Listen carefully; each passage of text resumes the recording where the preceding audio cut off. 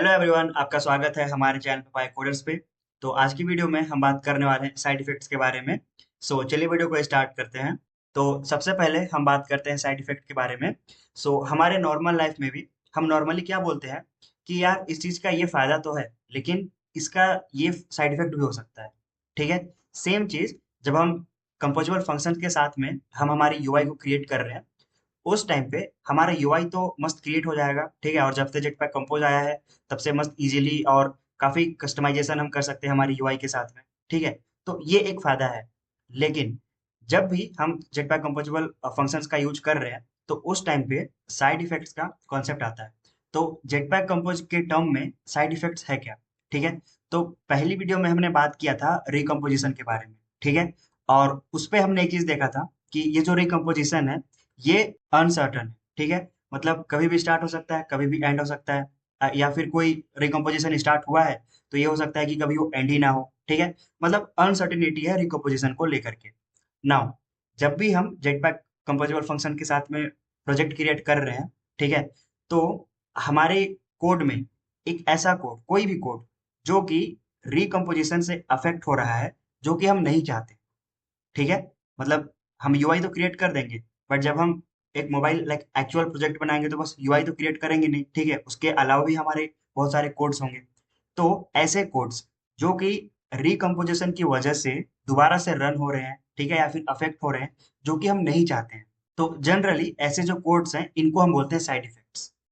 Conclusively, recomposition की वजह से अगर हमारा कोई ऐसा कोड जो कि हम नहीं चाहते हैं कि अफेक्ट हो, ठीक है, अगर वो अफेक्ट हो रहा है, तो उसको हम क्या बोलेंगे कि वो एक साइड इफेक्ट है। इसको हम एग्जांपल से समझते हैं, और मैं चलता हूँ मेन एक्टिविटी में।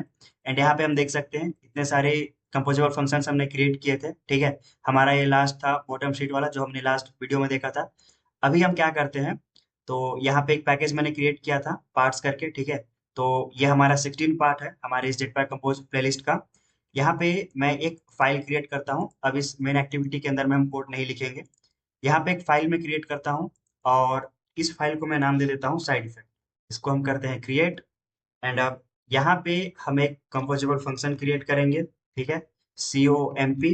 एंड इसको मैं बोलूंगा कंपोजेबल साइड इफेक्ट। यहाँ पे सिंपल सा, वैसे ये एग्जांपल हमने पहले देखा था जब हम एफिशिएंट रिकम्पोजिशन के बारे में बात कर रहे थे। ठीक है। तो सिंपली यहाँ पे मैं क्या करूंगा, एक वेरिएबल क्रिएट करता हूँ, एंड रिमेंबर, एंड इसके अंदर म्यूटेबल स्टेट इंट ऑफ, इसका मैं यहाँ पे यूज करूंगा। ठीक है। एंड यहाँ पे कुछ इंपोर्ट करना होगा, तो इसको हम इंपोर्ट कर लेते हैं। अब यहाँ पे मैं एक बॉक्स लेता हूँ, एंड इसके अंदर में एक जो पैरामीटर था अलाइनमेंट वाला, ठीक है, हम उसको यहाँ पे यूज करेंगे, कंटेंट अलाइनमेंट। एंड जो भी यहाँ पे कंटेंट होगा, हम उसको अलाइन कर देंगे सेंटर में। अब इस बॉक्स के अंदर में यहाँ पे मैं एक कॉलम लेता हूँ। ठीक है। अब इस कॉलम के अंदर में मैं दो बटन क्रिएट करूंगा। ठीक है। तो यहाँ पे बटन कंपोजेबल फंक्शन का हम यूज करते हैं। अब यहाँ पे ऑन क्लिक में हम क्या करेंगे, ये जो काउंट है हम इसको अपडेट करते हैं। एंड ये यहाँ पे वैल है, तो इसको यहाँ पे मैं वैर कर देता हूँ।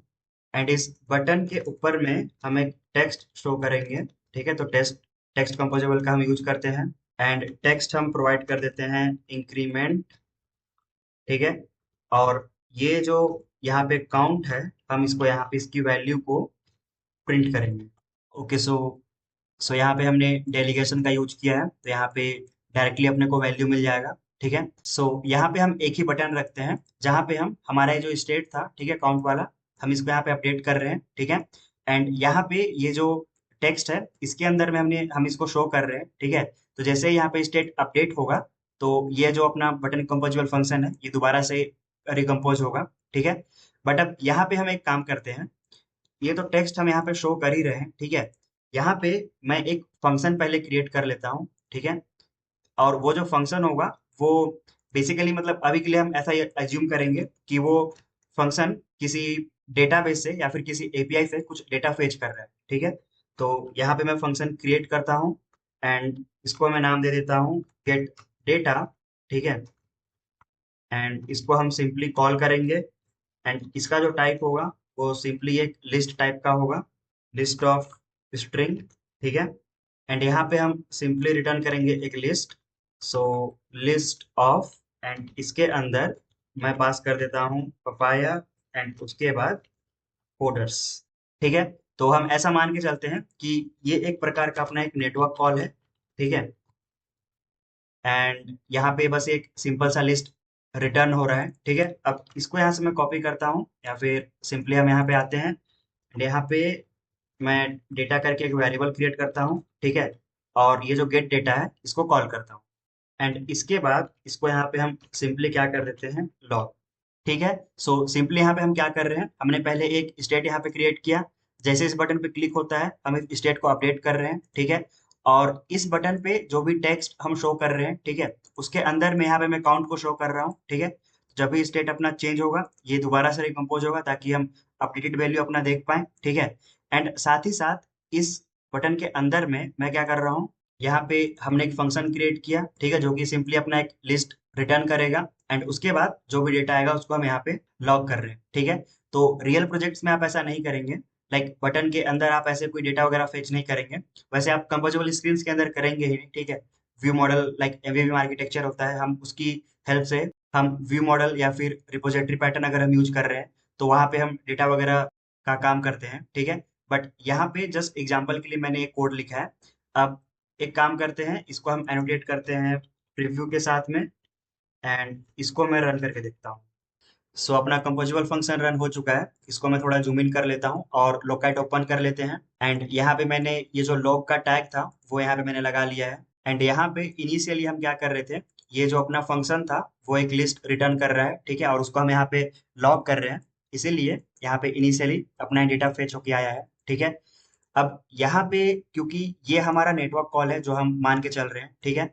तो हम क्या चाहते हैं कि एक बार नेटवर्क कॉल हो चुका है तो हम नहीं चाहते हैं कि अब ये दोबारा रन हो। ठीक है। लाइक हमारा स्क्रीन, अब ये मान लो पूरा अपना स्क्रीन है। ठीक है। तो इस स्क्रीन में चाहे कुछ भी इवेंट्स हो, हम नहीं चाहते हैं कि दोबारा से जो नेटवर्क कॉल है वो रीच हो। ठीक है। लाइक ये हमारा रिक्वायरमेंट है। ठीक है। लेकिन अगर यहाँ पे मैं लोगकट पहले ओपन करता हूँ और ये जो बटन है अगर इस पे मैं क्लिक करता हूँ तो यहाँ पे हम देख सकते हैं, क्योंकि यहाँ पे स्टेट चेंज हुआ तो बटन अपना दोबारा से रिकम्पोज हुआ। ठीक है।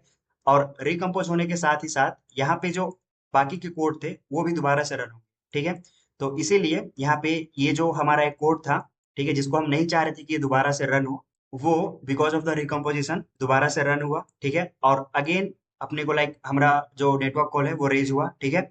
और हमारा डेटा अपने को देखने को मिल रहा है। ठीक है। तो अब इस बटन पे मैं चाहे कितने बार भी क्लिक करूंगा हमेशा यहाँ पे नेटवर्क कॉल होगा। ठीक है। मतलब ये जो लाइन ऑफ कोड है जो हम नहीं चाहते हैं कि बार बार रन हो, वो यहाँ पे बार बार रन होगा। ठीक है। अब यहाँ पे थोड़ा सा ये कोड सही नहीं लग रहा है। ठीक है। यहाँ पे ये जो कोड है इसको मैं बटन के अंदर रखा हूँ, जो कि यूजुअली हम नहीं करेंगे। ठीक है।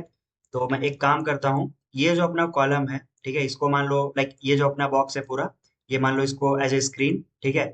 और ये जो कॉलम है इसके बाहर में इस कोड को यहाँ पे पेस्ट करता हूँ। ठीक है। अब देखो अगर इसको मैं दोबारा रन करूंगा, एंड या फिर एक काम करते हैं, इसको हम दोबारा रन करते हैं। एंड यहाँ पे इस लोकेट को मैं क्लोज करता हूँ। ठीक है। इसको डिलीट करते हैं। बस यहाँ पे मैं आपको ये बताना चाह रहा हूँ, क्योंकि ये जो अपना अब लाइन ऑफ कोड्स है ये कोई भी स्टेट को होल्ड करके नहीं रखा है। ठीक है। तो इसी वजह से ये जो अपना कॉलम कंपोजिबल फंक्शन है वो दोबारा से रन नहीं होगा। सो ये रन हो चुका है। हम लोकेट ओपन करते हैं और इस बटन पे मैं क्लिक करता हूँ। तो देखो यहाँ पे इनिशियली यहाँ पे रन हो चुका है। अब चाहे मैं इसमें कितने बार भी क्लिक करूँ तो यहाँ पे ये जो हमारा लाइन ऑफ कोड है, ठीक है, ये वाला ये रन नहीं होगा। क्यों? क्योंकि ये किसी भी स्टेट को होल्ड करके नहीं रखा है। इसी वजह से हमारा जो कॉलम है वो यहाँ पर रिकम्पोज नहीं हो रहा है। ठीक है। तो अगर ऐसा सिनेरियो है तब तो कोई दिक्कत वाली बात नहीं है। ठीक है। हम यहाँ पे ये चाहते थे कि यहाँ पे बस एक ही बार अपना जो नेटवर्क कॉल हो वो एक ही बार हो, तो वो एक ही बार हो रहा है। बट अब मान लो कि इस कॉलम के अंदर में कहीं पर भी, ठीक है, कहीं पर भी एक स्टेट होता है जो कि अपडेट हो रहा है। ठीक है। तो उसके लिए हम क्या करेंगे, ये जो लॉग है इसके अंदर में मैं इसको पहले इसको कट कर देता हूँ। ठीक है। एंड यहाँ पे हम स्टेट को ऐड करते हैं। ठीक है। सो यहाँ पे सबसे पहले मैं डॉलर एंड इसके बाद इसको यहाँ पे हम पेस्ट करते हैं। ठीक है। एंड साथ ही साथ यहाँ पे हमारा जो अकाउंट है इसको यहाँ पे मैं लॉग करूंगा। ठीक है। अब अगर इसको हम रन करते हैं एंड अब यहाँ पे मैं लॉगकैट को ओपन करता हूँ, ठीक है। एंड यहाँ पे हम देख सकते हैं ये तो पहले वाला लॉग था, ठीक है।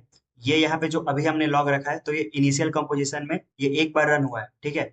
अब अगर इस पे मैं दोबारा क्लिक करता हूँ तो यहाँ पे अब हम देख सकते हैं ये जो अपना लाइन ऑफ कोड है ये अगेन रन हुआ, क्योंकि ये जो अपना लाइन ऑफ कोड है ये किसके अंदर है, कॉलम वाले कंपोजिबल फंक्शन के अंदर है, ठीक है। और इस कंपोजिबल फंक्शन के अंदर में यहाँ पे एक स्टेट है जो कि चेंज हो रहा है, ठीक है। इसीलिए ये जो पूरा कॉलम है ये रिकम्पोज हुआ है, ठीक है। तो अभी तो हम क्या कर रहे हैं, सिंपली ये जो भी डेटा आ रहा है, ठीक है, हमारे नेटवर्क कॉल से उसको हम यहाँ पे लॉग कर रहे हैं। बट मान लो कि इस डेटा को हम एक लिस्ट में शो कर रहे होते, ठीक है। और यहाँ पे एक बटन होता सिंपल सा, उसको जब भी हम क्लिक कर रहे हैं तो बार बार अपना नेटवर्क कॉल हो रहा है। तो वो तो हम नहीं चाहते हैं ना। अगर हम मान लो इस स्क्रीन में आए हैं और हम चाहते हैं कि बस एक बार लाइक जो भी डेटा होगा, जो भी हम डेटा फेच कर रहे होंगे, वो अगर एक बार कॉल हो चुका है तो हम नहीं चाहते कि दोबारा कॉल हो, ठीक है। बट यहाँ पे क्योंकि रिकम्पोजिशन की वजह से ये जो हमारा लाइन ऑफ कोड है ये बार बार एग्जीक्यूट हो रहा है, ठीक है। तो इसी वजह से ये जो हमारा कोड है ये यहाँ पे साइड इफेक्ट कहलाएगा, ठीक है। तो आई होप कि आपको समझ में आया होगा कि जेटपैक कंपोज में साइड इफेक्ट है क्या। सो अब यहाँ पे ये जो हमारे साइड इफेक्ट्स हैं इनको हैंडल करने के लिए जेटपैक कंपोज कुछ एपीआईज प्रोवाइड करता है, ठीक है, जिनकी हेल्प से हम इन साइड इफेक्ट्स को हैंडल कर सकते हैं, ठीक है। तो सबसे पहले हम देखते हैं लॉन्च्ड इफेक्ट के बारे में। एंड आई होप कि आपको साइड इफेक्ट्स क्या होते हैं जेटपैक कंपोज में वो आपको समझ में आया होगा, ठीक है। अब पहला हम यहाँ पे साइड इफेक्ट हैंडलर देखने वाले हैं, ठीक है, जो कि हमारा एक कंपोजिबल फंक्शन है। सो यहाँ पे सिंपली मैं क्या करूंगा, ये जो अपना लाइन ऑफ कोड है इसको यहाँ पे मैं कट करता हूँ। सो अब यहाँ पे मैं लिखता हूँ लॉन्च्ड इफेक्ट। सो यहाँ पे हम देख सकते हैं यहाँ पे एक कंपोजिबल फंक्शन है लॉन्च्ड इफेक्ट, जिसका हम यूज कर सकते हैं हमारे साइड इफेक्ट्स को हैंडल करने के लिए, ठीक है। तो इसमें हम देख सकते हैं कुछ ओवरलोडेड अपना लॉन्च्ड इफेक्ट है, ठीक है। तो जैसे पहले वाला है अपना जिसमें एक सिंगल की हम प्रोवाइड कर सकते हैं, ठीक है। दूसरा वाला है जिसमें हम वेर आर्ग प्रोवाइड कर सकते हैं, ठीक है, मतलब मल्टीपल नंबर ऑफ कीज हम प्रोवाइड कर सकते हैं। एंड अगर दो की प्रोवाइड करना है, तीन की प्रोवाइड करना है, तो इन ओवरलोडेड लॉन्च्ड इफेक्ट कंपोजिबल फंक्शंस का हम यूज कर सकते हैं, ठीक है। हम यहाँ पे पहले वाले को एंटर करते हैं एंड यहाँ पे अपने को एक की प्रोवाइड करना ही पड़ेगा, ठीक है। तो ये जो की है ना, इसकी बिहाफ पे हम ये डिफाइन कर सकते हैं कि ये जो लॉन्च्ड इफेक्ट है इसके अंदर हम जो भी कोड लिखेंगे वो कब रन होना चाहिए, ठीक है। जैसे मान लो यहाँ पे मैं इसको की प्रोवाइड करता हूँ, नॉट कीज। मैं यहाँ पे इसको सिंपली की प्रोवाइड करूंगा एंड इसको मैं बोल देता हूँ यूनिट। ओके, सो यहाँ पे की नहीं, यहाँ पे की वन होता है इस पैरामीटर का नाम, ठीक है। एंड इसके अंदर हम रन करना चाहते हैं हमारा जो कोड था, ठीक है।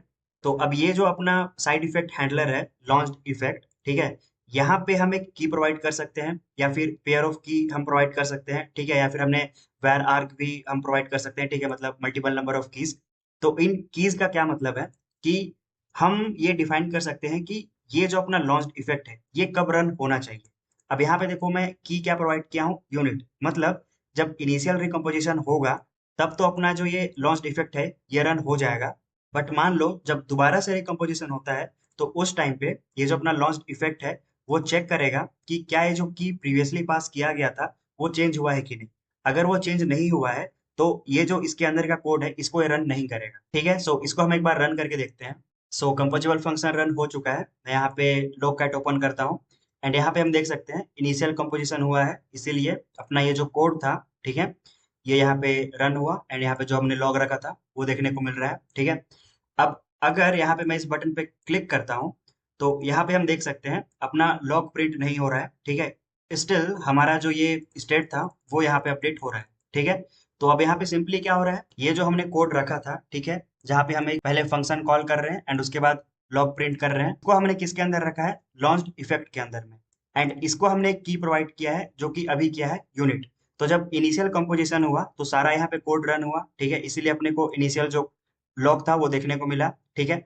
बट जब नेक्स्ट टाइम जब हमने इस बटन पे क्लिक किया और स्टेट जब अपडेट हुआ, ठीक है, तो इस कोड को रन करने से पहले लॉन्च्ड इफेक्ट ने चेक किया कि क्या ये की जो है वो चेंज हुआ है कि नहीं। अगर की चेंज हुआ है तब जाके ही ये इसको रन करेगा, क्योंकि यहाँ पे की हमने क्या रखा है, यूनिट, जो कि चेंज नहीं हुआ था। इसीलिए ये जो अपना कोड है ये यहाँ पे रन नहीं हो रहा है। अब क्योंकि ये लॉन्च्ड इफेक्ट अपना एक कंपोजिबल फंक्शन है, ठीक है, तो आपको एक कंपोजिबल फंक्शन के स्कोप के अंदर ही इसको आपको कॉल करना होगा। एंड अगर आप यहाँ पे की यूनिट प्रोवाइड करते हो तो ये जो लाइन ऑफ कोड है ये बस इनिशियल कंपोजिशन पे रन होगा एंड उसके बाद चाहे कितनों बार भी रिकॉम्पोजिशन होगा, इसके अंदर का कोड रन नहीं होगा। या फिर यहाँ पे हम इस की में प्रोवाइड कर सकते हैं कोई एक स्टेट, ठीक है।